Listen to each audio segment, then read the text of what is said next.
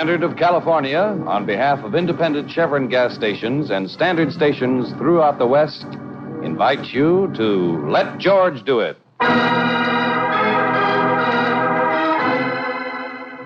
The Roundabout Murder, another adventure of George Valentine. Personal notice, changes my stock and trade.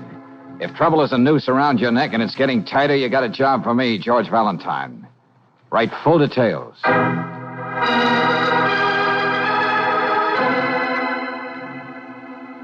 Dear Mr. Valentine, they say I killed Cleo Dawson, and I did kill her. But I didn't murder her. There is a difference. My story may sound weak, even ridiculous, but it's true. Yet what chance do I stand? My own lawyer doesn't believe me. My wife turns away when I try to explain. The police say I'm not even a good liar. I don't know why I should expect you not only to believe me, but help me do something about it. Let's say right now, I'm just grabbing at straws. It's signed Arnold Kyle. You don't have to look at me like that, Miss Brooks. I know all about that letter. I saw it before it was mailed. Oh. I don't get it, Lieutenant. This may put us on opposite sides of the fence. Since when does that bother you, Valentine? Anyway, just between you and me and that blindfolded lady called Justice, I want you to see what you can do for this guy. Well, I've never known you to undermine your own case, Lieutenant. Miss Brooks, you haven't met Arnold Kyle. He looks at you with those big, blue, innocent eyes, and he makes you feel all dirty all over for even questioning that simple-minded story of his. I tell you, I can't sleep. I wake up dreaming about his open-faced mug and Okay, you sentimental Irishman. Pull up your suspenders and tell me what's making this such a hassle for you. The facts, you can't beat them, Valentine. Now get this picture and tell me what you do. Yeah? We're up in Cleo Dawson's cheap hotel room. The coroner had just examined her body. Arnold Kyle's been standing there all the time, taking it all in. All right. You heard the coroner, Mr. Kyle. This isn't suicide. This girl was killed by some quick-acting poison in whiskey. Now, what do you know about it? Nothing, I tell you. Who is she? Cleo Dawson, here from somewhere in the Middle West. I just met her 2 days ago. Well, you work fast, don't you? What were you doing up here in this room tonight? She came out here to get a job with a carnival. It didn't pan out. She was stranded without a cent. And so you decided to play the Good Samaritan. Well, what's wrong with that? If my kid sister were in a jam like that, wouldn't I be glad if someone tried to help her? Never mind that. Go on. I got Cleo this room and even fixed it with a friend so she could start working today at a drive-in downtown. Come on, what about tonight? Well, she didn't show up at the job, so I dropped by to see what was the matter. She had a rotten cold, so I told her she ought to take a drink and stay in bed. Kyle, why did you poison this bottle? Did Cleo threaten to make trouble between you and your wife? Don't be crazy. It was nothing like that. I was going to take a drink myself. Except all of a sudden, she keeled over, just like that. Okay. Where did you buy this liquor? I didn't buy it. Huh? Some fella gave it to me. A guy down at Donovan's Tavern, name of Walt. I never met him before. If I told you that story, would you believe it? But it's the truth. Why would I call downstairs for a doctor? Why didn't I run away? Nobody knew I was here. If I were guilty, would I... There you are. That's the story, Valentine. Now, come on, Kyle's cell is right down this corridor. Well, now you're going to have Brooksy and me sharing your insomnia, Lieutenant. I don't suppose you found any stranger named Walt? Yeah, don't think we haven't tried. Well, here we are. Okay. I think it'd be better if you waited for me downstairs, Angel, and we'll have dinner. I shouldn't be very long. Okay, George. Here's somebody to see you, Kyle. Oh, drop by and see me before you leave, Valentine. Sure. Yes? What do you want with me? My name's Valentine, George Valentine. Oh, then you don't think my story is crazy, do you? Or you wouldn't be here, would you? Now, calm down, will you? No, look at me. What makes me such a freak because I tried to help a poor girl who was down on her luck? And I know how the rest of it sounds, We don't too, have but... to go over that now. I've already checked. Well? How about this man in Donovan's Tavern who gave you the bottle of whiskey? Can you remember anything about him? I mean, something that might have slipped your mind when you were talking to the police? Well, that's the trouble. He looked like a dozen other people you might meet in a place like that. He wore a leather jacket and... Yes, sir? Sure, there is something.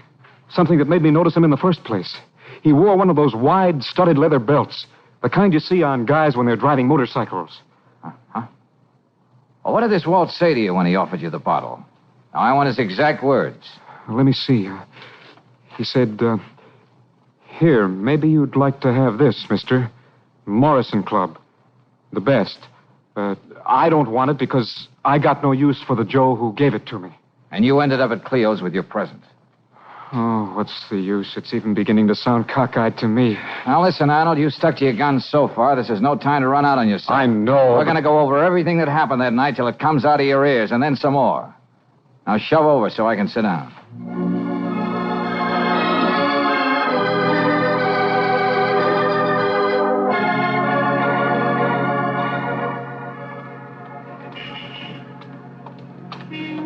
Oh, George, I want you to meet Charlie Drake. Huh? He's been waiting for you, too. Oh, what can I do for you, friend? You can brace yourself for a big moment, Valentine. I'm supposed to present you to that nationally known radio commentator and high caliph of corn, Wayne Medford. Hey, what is this? What's the gag? Well, you know his program, Big Dramas in Small I'm Lives. sorry, Brooksy. I'm strictly a Terry and the Pirates addict. I dig up the great one's material and write it for him so he can prove to the world that he can read. Uh-huh. He does have a honeysuckle baritone, though. Now, look, Drake, I'm in a hurry. Medford's interested in the Arnold Kyle case. He thinks he might make it a cause celeb. Big dramas and small lives. Nothing doing. I'm not supplying any grist for a cornmill. This isn't just another human interest story. Touchy. The truth is, he thinks he can help you. He's got something on his mind. Why don't you hear him out? Shall we go?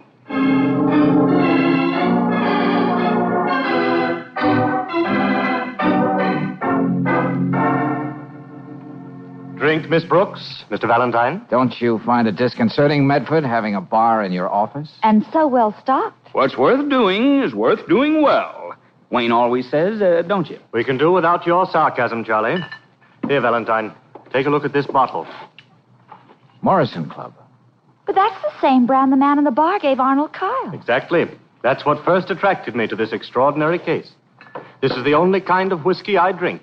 I always have a nightcap here at the office after I finish my next day's program. Yep. Wayne is a stickler about that. He always likes to read what I've written for him at least once before he gets on the Look, air. I'm wasting an awful lot of my clients' time. Very well, here's the point. First, the coincidence of the brand name. It intrigues me. And then I discover that the plight of Arnold Kyle, caught up in a web of incredible circumstance, is the very stuff that makes the heart of my program, Big Dramas in Small Lives. I believe Mr. Drake mentioned something about you being able to help. And I can. I happen to know, Valentine, that Arnold Kyle isn't too well fixed for money. Don't let that limit your investigations. I'll foot the bills, including your fee. Well, now, that's very generous.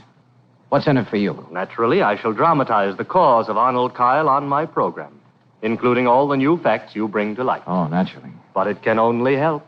Someone may even come forward with information about that man in the leather jacket, perhaps, and other information you might not ordinarily get. What do you say, Valentine? Well, Oh, Mr. Medford, excuse me. You'll have to come back, Molly. I thought maybe you were out to dinner and I'd have a chance to clean your office, but it can wait. Oh, no, Molly, come here. I'll show you what I mean, Valentine. Yes, Mr. Medford. I was just talking to these good people about your son, Molly. I'm sure they'd like to hear more about him. My boy. He's a big man now. Oh, excuse me. Only 4 years ago, he was a nobody. Then he went east to a town named Clinton, New York.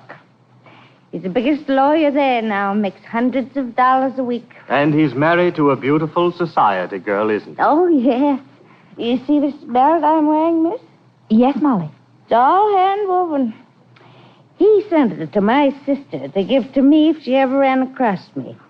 You see, he doesn't know where I am. I don't want him to. All his friends might find out that his mother's just a poor, ignorant woman who scrubs floors. Oh, well, excuse me. I have to get on with my work. Oh, Molly, how are you feeling these days? I know why you asked me that, Mr. Drake. Well, I promised the building manager I wouldn't touch a drop. And I won't. See what I mean, Valentine? yes, I see, Medford. Big dramas and small lives. Yes. Lord knows what her son is really like. But she has her illusions. Could Hollywood dream up anything more corny? All right, you're a slave to your hobby. Let's put it this way, then. All you want is to see justice done, one way or the other, in the life of one little man named Arnold Kyle. Is that it? Valentine, I couldn't put it better myself. Okay. Since you're my client, too, I'd better get busy and stop loafing on your time.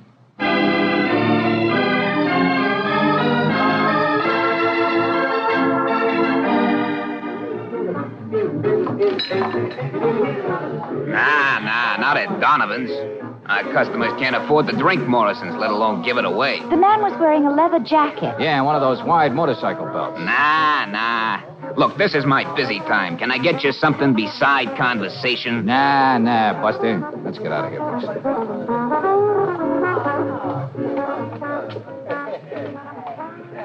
Here, just a minute, Angel. What's the matter? You're not going back in there. Don't you know when you're as welcome as a crack in a glass eye? The bartender made a beeline straight for the phone booth. Oh. I'll be right with you, Brooksy.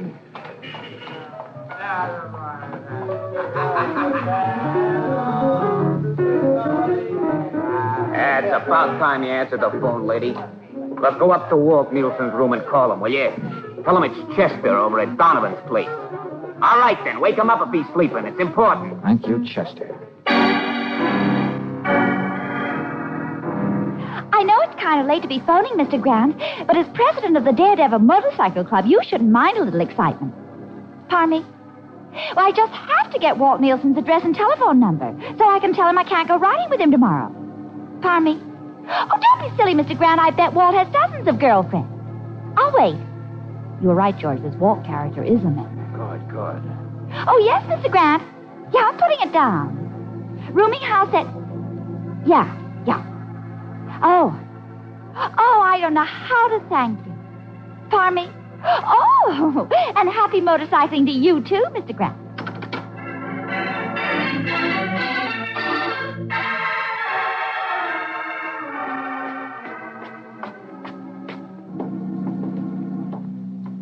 That must be his room right ahead, George. Yeah. I'm just trying to figure out what to expect, how to approach this character. What do you mean, darling? Now we know Kyle is telling the truth. There is a man named Walt, and he's hiding out. But why? Well, he did pass on the bottle of poison liquor that killed Cleo Dawson. Well, even if he did it innocently, he's not too anxious to show his face. Well, there's another angle. According to Arnold, Walt had some kind of a fight with the person who gave him the bottle. If Nielsen was marked for murder, maybe that's why he's holding up there. Hiya, folks. Hey, what are you doing here, Drake? Don't worry. It wasn't another coincidence.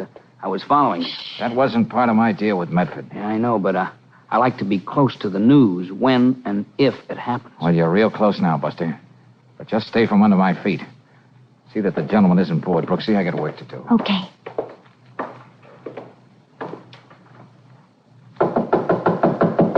Yes, come in. All the way in, Bub, and stand over there. Okay, Walt. I never play AC-doocy with a .38. Huh. See, you've been packing. Yeah, leaving town. All on account of that crazy bottle of liquor. I should have thrown it down the sewer, but no, I gotta go be nice to somebody. A guy I never even seen before. Who gave the bottle to you, Walt? And why? You're getting nothing out of me, copper. Nothing but this. Just to make sure I got enough time. Hey, you. Crazy bottle of liquor.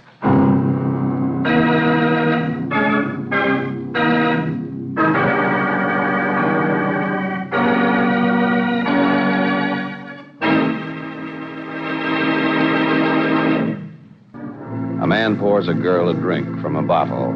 The young lady promptly dies. Said man, who winds up as your client, protests he didn't mean to do it. He says a stranger gave him the lethal bottle as a present. So, surprising even yourself, you find that big-hearted stranger, and he has a present for you, too. A sculling that's a work of art. If you're like George Valentine, when you come to, the recently acquired lump doesn't keep you from asking... Oh, Brooksy. Why did Walt Nielsen jump me like that? What made him so desperate? Darling, please sit down. You don't know what corner you're in. You're woozy. Oh, never mind about me. I think better walking around in circles. Now, what was that you said about Charlie Drake? Oh, okay, maybe this time it'll sink in. When I saw a man come out of the house with a bag, Yeah. I thought it might be Walt. Yeah. So, when he hopped a cab, I told Charlie to follow him in his car. Then I found you sprawled out here on the floor. All right, okay. There's only one answer about Walt, Angel, and it's got to be that. Gotta be what, It George? says in all the textbooks they give rookie detectives, murder has to have a motive. Walt had nothing against Arnold. Kyle didn't even know him. Yeah, that's right. So Walt thought the liquor was okay. He was still another innocent go-between for this flagon of coffin varnish. And that's something he could explain to the police. Well, he's trying to hide something else. Something he can't afford to talk over with the police. But where's the beginning of all this, George? I don't know. It may go back to the person who gave it to Walt, or even further back than that. Oh, Angel, this seems to be a very roundabout murder. Well, Charlie said he was going to call us here on the hall phone as soon as he finds out where Walt is headed. It's 11 o'clock now. Oh, what a game, Brooksy. Bottle, who passed the bottle?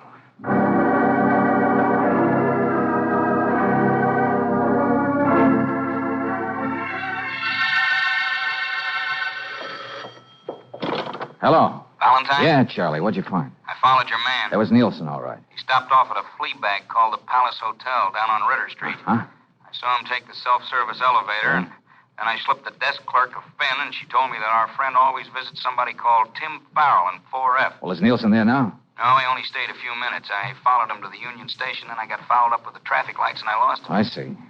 Well, that's about it, Valentine. Okay, thanks a lot, Charlie. Sorry to put you to the trouble, but I was, indisposed. See you in the morning.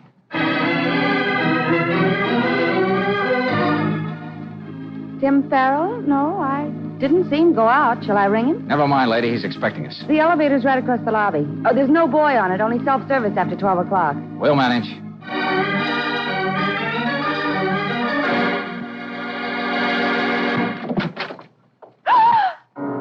Easy, Brooksy. Oh! This lets Tim Farrell out as a source of information. Yeah. Walt didn't do a very neat job, but you can't say he wasn't thorough.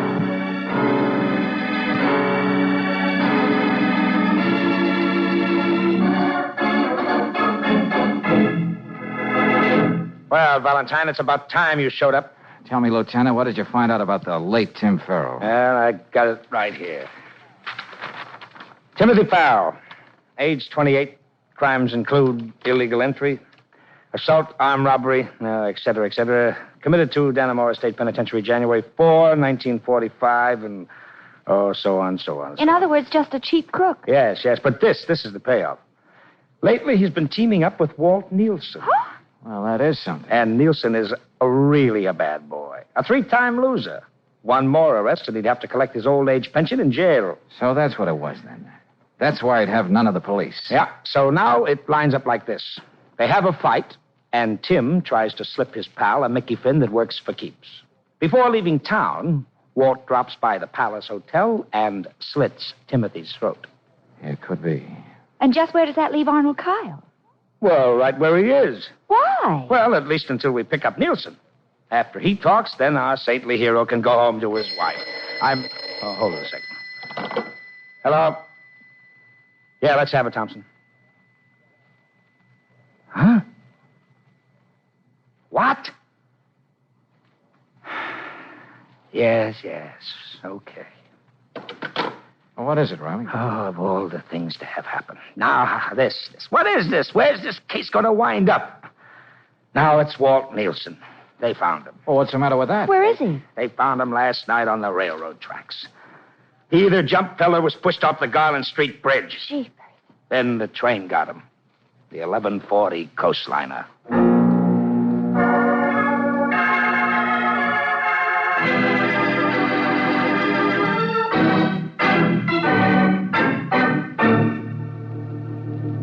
Valentine, I want you to trace this thing back one more step. Don't you see? Someone who still has his heart set on murder is walking around loose. Yeah, I don't know that for a fact. Well, man, why do you stand here? Why... Dear, here I go walking in again before you're ready to leave. Please excuse me, Mr. Medford. That's all right, Molly. Hey, Molly. Have you heard any more exciting news about your son? My son? What's the matter? Aren't you feeling well? I'm fine. I'll clean up when I come around later. I'm sorry, Mr. Medford. Excuse me. About my son, mister. I can tell you he's better off now than he ever was. Poor creature. Well, Valentine, we're still in business, aren't we? Uh-huh. At least until I find out one thing. What's that? How a man can be murdered after 12 o'clock by someone who was dead at least 20 minutes before the witching hour. You mind shedding a little light on that, Valentine? Yeah. Soon now, gentlemen, very soon. Come on, let's go, Brooksy. Whether you know it or not, you're a very important witness to this discrepancy in time. Am I? Well, what do you know? I'll be in touch with you, gentlemen. Good night. Good night. What do we do, George? Stand here and count 10 before we go back in? That ought to be enough time, if I'm right. Oh, it's a long way from Cleo Dawson's hotel room to... It begins. George! Oh, golly. Oh, my shoulder. He shot me. I'll take that, Medford. Oh, but listen, Valentine. Don't you stand there. Give me a doctor. Brooksy, help me get Charlie on the Yeah, couch. George, yeah. Just as soon as you and Miss Brooks left, he came at me with a lot of wild talk. I just got the gun out of the desk drawer, but I didn't shoot him. What are you talking about? You'll see when they get the bullet out of him. The shot came through the French doors on the balcony. Where does that balcony lead? It goes right around the building. I just thought of something. Brooksy. Yeah. Call Lieutenant Riley and tell him what happened. Medford and I'll be right back. Okay.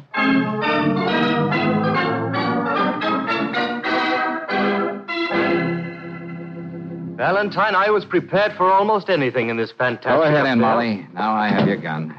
Please, Lieutenant Riley. I don't know the answers myself yet. Oh, all right. Goodbye. Well, friends, now the circle is neatly closed. I don't understand. That bottle of Morrison Club came from this office.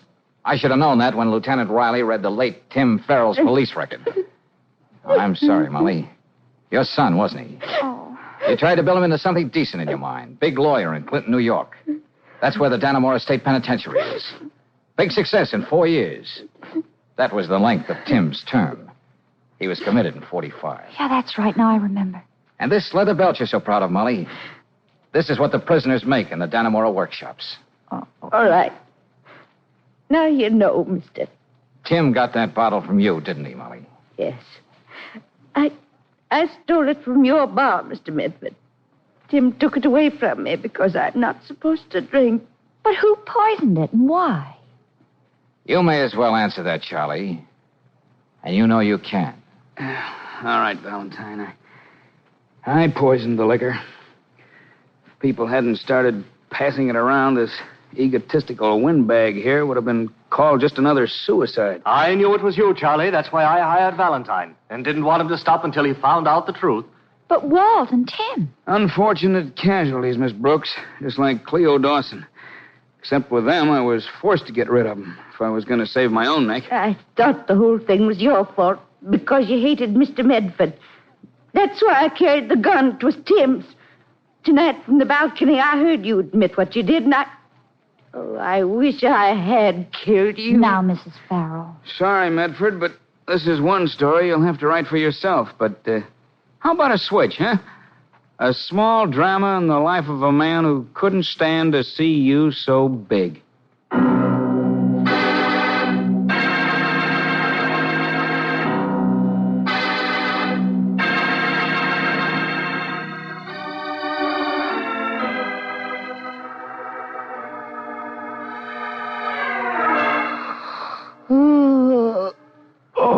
Oh, you don't know what a relief it was to send Arnold Kyle home to his ever-loving wife.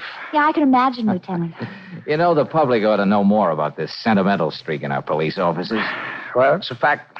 That guy was beginning to gnaw on my conscience. I couldn't sleep. I walked up and down all night, and Mrs. Riley thought I was going crazy.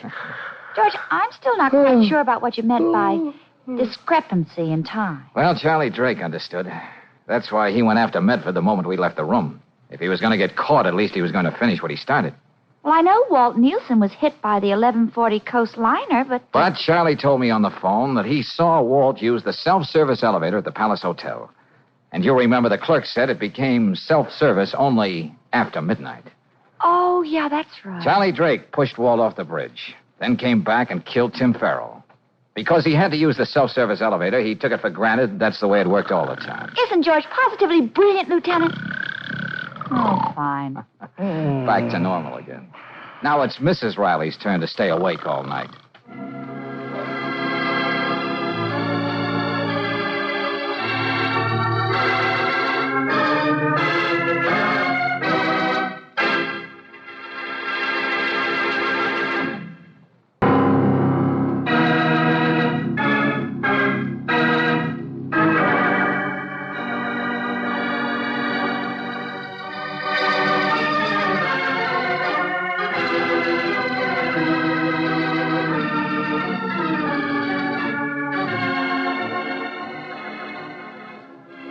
Tonight's adventure of George Valentine has been brought to you by Standard of California on behalf of independent Chevron gas stations and Standard stations throughout the West. Let George Do It stars Robert Bailey as George with Francis Robinson as Brooksy. Wally Mayer appears as Lieutenant Riley. Tonight's story was written by David Victor and Herbert Little, Jr. and directed by Don Clark. Also heard in the cast were Byron Kane as Kyle, Larry Dobkin as Medford, Herbert Vigran as Drake, and Virginia Gregg as Molly. The music is composed and presented by Eddie Dunstetter. Your announcer, John Heaston. Listen again next week, same time, same station, to Let George Do It. This is the Mutual Don Lee Broadcasting System.